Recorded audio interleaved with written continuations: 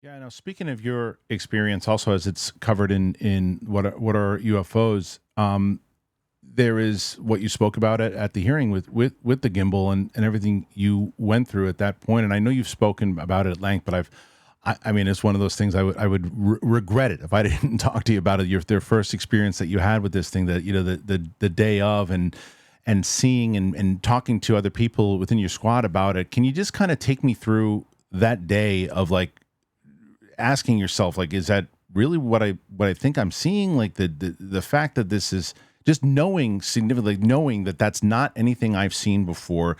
Things don't move that way. Can you just bring me through that day again?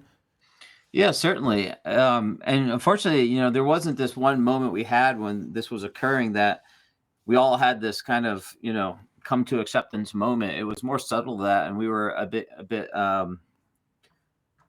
more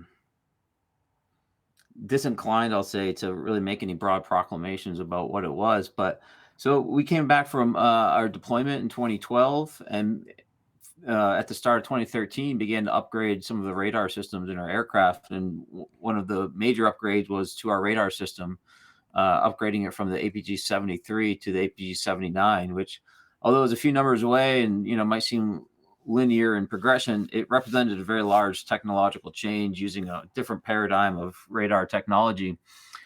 So we had very high hopes about what we were going to be able to accomplish with that radar. And as soon as we started flying with them, and this whole process took about 8 months, so we would be flying with older radars, maybe in the morning, newer radars in the evening. And it was very consistent. If we were flying with the new radars, we were detecting objects in our working areas that we were simply not detecting with the older radars. Um, and these are systems that we utilize to employ weapon systems. So it's not just a simple screen that tells us something's there or not. There's confidence levels, there's qualities of the track files, as we call them, so that we can make an assessment of whether we should truly employ on this radar contact, employ a missile. Because we live in a world of electronic warfare, of decoys, of drones, and so this is very much par and course, understanding what's around us and using multiple tools to understand what they are. Um, so we were getting these very high quality track files that were had very interesting kinematic performance and characteristics. We'd often see them stationary in very, very high winds, 120, 130 knots. We'd see them accelerate to 250, 350 knots, Mm.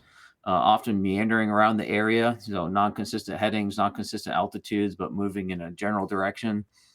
Very fuel inefficient flight profile. And we'd see them supersonic as well, 1.1, 1.2 Mach, typically heading east.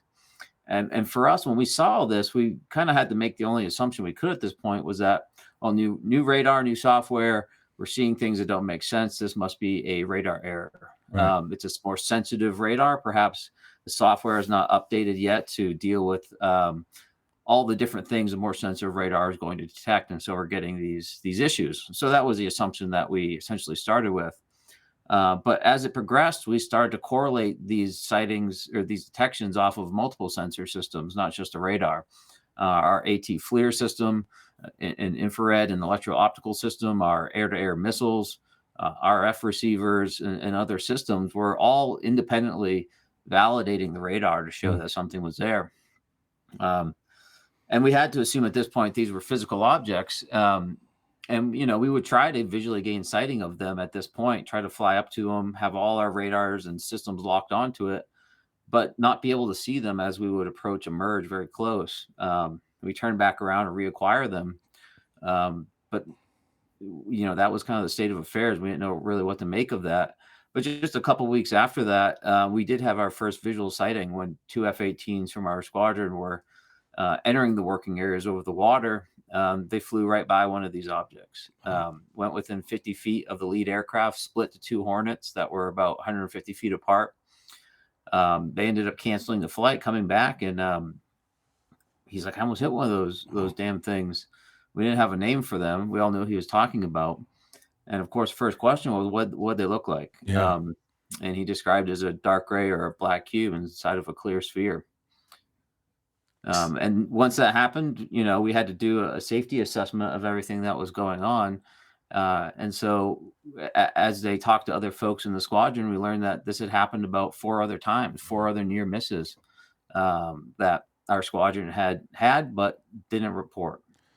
So when you do report it, is it one of these things like, shh, we know, don't worry about it, or is it one, or like when you or whoever is reporting it and talking about it? I'm curious as far as like what point you were like, no one is more people. This should be talked about. Like this should be out there. What is that like? You know, when you finally decide that you want to say something to whether it's superiors or anything else too. Do you have that conversation? Well, we filed the safety reports, and although those sound pretty official, they don't necessarily go anywhere Yeah. that we would expect like immediate feedback. It was more of a notification for everyone else that was out there. Um, but we did report it to our commanding officer, who we made the assumption would report it up the chain in a manner that would get the proper attention from somewhere up the chain, perhaps in the Pentagon. That would then, mitigate the situation, resolve it in some manner. But that wasn't our experience. That never really happened. Um, and we went about our business. We essentially drew a box around them and said, that's unsafe. That's air to air, mid air potential. We'll stay away from them and we'll go about our training. And so that's what we did. And in 2015, we went out on board the Theodore Roosevelt off the coast of Jacksonville, Florida, and had over a dozen of these incidents while we were conducting a very important training mission with the whole carrier strike group, that almost caused the event to be canceled, Wow. that which would have affected our entire deployment schedule.